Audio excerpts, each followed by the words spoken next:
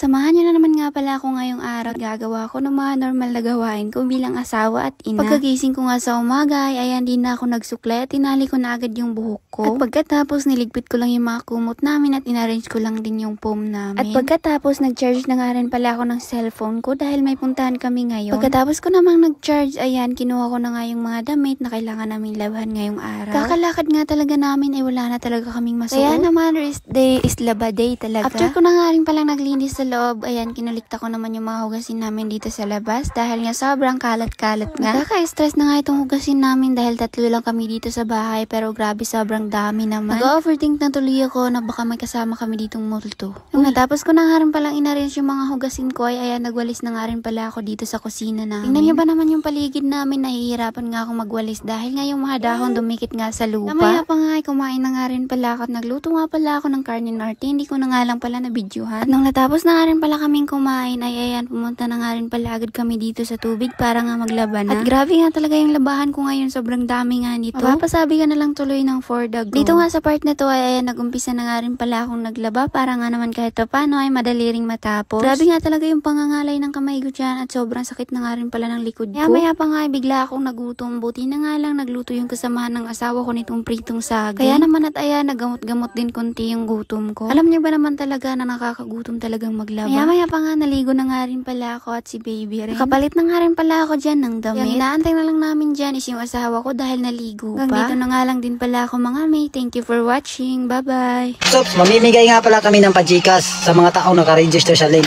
na nasa comment section. Ano pang hinihintay nyo? Dalian nyo na.